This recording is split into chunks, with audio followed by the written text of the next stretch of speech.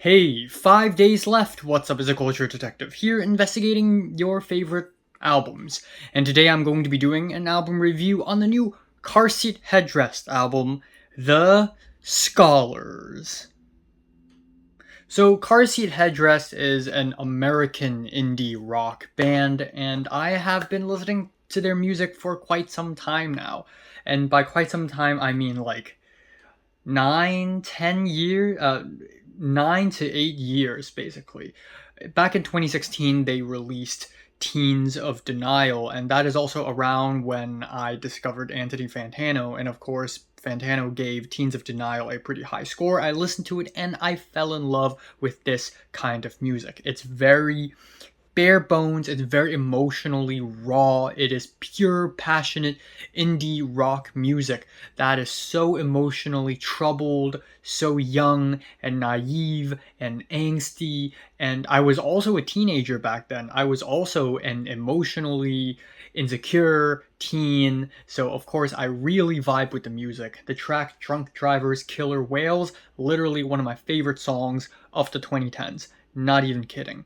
But in the year 2018, Car Seat Headrest basically topped themselves with a remake of Twin Fantasy, and even though I gave this album a strong 8 when it was released, now that I'm thinking about it, it is basically a 10 out of 10 for me. I enjoy every single track. It is all very solid, consistent indie rock, yet every single track offers something different. Sometimes a sense of empty, hollow depression, sometimes it's cutesy, fun, passion, sometimes it's just high on drugs, sometimes it's very sober, and also the ending to the album is absolutely heart-crushing. I think Twin Fantasy is a masterpiece and one of the best albums of the 2010s. Now we have a little bit of radio silence until a few years ago. We have a new release from Car Seat Headrest, Making a Door Less Open, which I thought was a downgrade for Car Seat Headrest. One is that their songwriting is just not that good. It's almost like they're running out of ideas. Two is that they are introducing way more electronic elements, more drum machines, sequenced beats, and more electronic musical instruments, which I'm not completely opposed to, but I just think that a lot of it has thwarted what made Car Seat Headrest so special in the first place, and that is their rawness. So anyways, out of nowhere, Car Seat Headrest has released a new album, The Scholars, with a very 2010s Pinterest album cover. And this album is 9 tracks long, but it's 1 hour and 10 minutes long. So you know that there are going to be some huge heavy hitters on this album. But judging from the music, what I can say is that in many ways, this is Car Seat Headrest's return to form. Now we have more raw, aggressive indie rock music, also power pop and rock opera. And yeah, this is a concept album. This is a concept album about a fictional college called the University of Parnassus, and also the different members of that university and different students of that university. And as expected, lyrically, it's not as personal or as deeply specific as Car Seat Headrest's usual lyrics, and I also think that musically, unfortunately, it's not as intricate or as creative as their older stuff. The album opener CCF, I'm Gonna Stay With You, is the lead up single to the album, and we have a very interesting intro to the track. Stark piano riffs, hand drums, and very bright vocal harmonies. Then we are introduced to Will Toledo, except he sings as the main character of this track, Bioko the goat. He is literally a goat, a passionate scholar who finds himself deeply connected both spiritually and literally.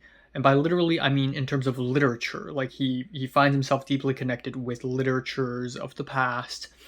And there are also tons of Christianity reference on this track and also throughout the rest of the album, which I find very interesting. And even though I didn't like this track a lot initially, I think this track grew on me a lot.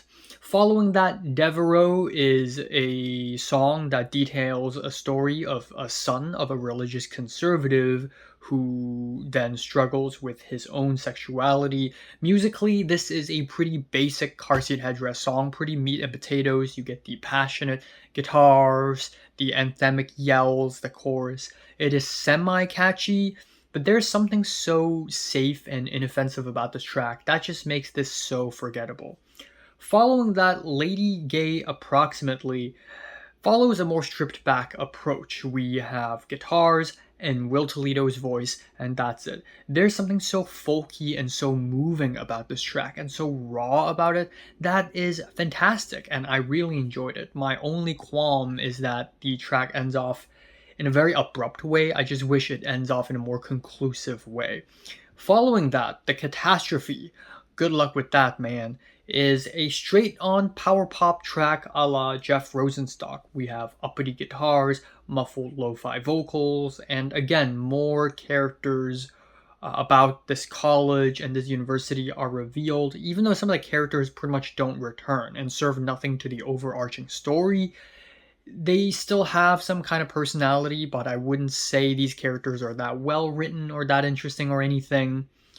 Equals is the final track in part 1 of this album. We have mid-pace rolling drums, heavy guitars, and once again Biolko, the goat, returns, except this time he's singing about his friend Perimonies, who got cancelled for stealing a skull in the library or something. And apparently it's a song about cancel culture. And again, I think musically it's fine, but there's nothing about this track that really jumps at me.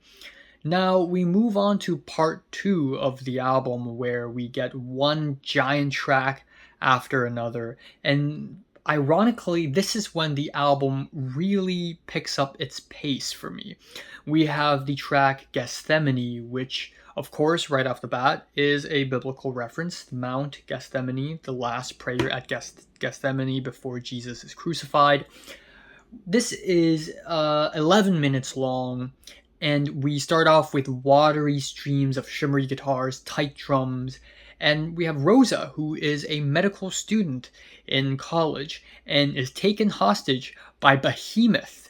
And somehow it has turned into this motivating journey through love and pain, and it is genuinely fantastic how it weaves through this cheeky little story and biblical references to just personal lyrics about love and pain, and it has become my favorite track off of the album. Then we have Reality, which is also 11 minutes long. It's about grief and mourning of a death, and we have vocals from Ethan Ives, who sounds like old David Bowie on this track and also the next track, and there's something so melancholic and calming about this track that I really love. Then Planet Desperation is a 19-minute epic, easily the longest song the band has ever released. Ethan Ives voices a blue hedgehog called Hyacinth, who got poisoned and faces his mortality. And this track is just full-on rock opera. We have multiple sections here and there. We have a beautiful piano ballad in the middle and a hand drum breakdown afterwards. We are finally getting to the creative flesh of this album. We have shakes, funky keyboards. The last leg of this track is basically 70s rock opera revival. Then the album ends off with True False Lover, which is a very upbeat ending to the album with distorted guitars, skippy rhythms. It's a happy ending. Even though I'm not big on this track musically and I don't like the abrupt ending, I do enjoy the conclusiveness of this concept. So yeah, overall, the album, the last part of the album, is a surprise. It's a nice surprise and it grew on me a lot, but the first half I still find musically weak.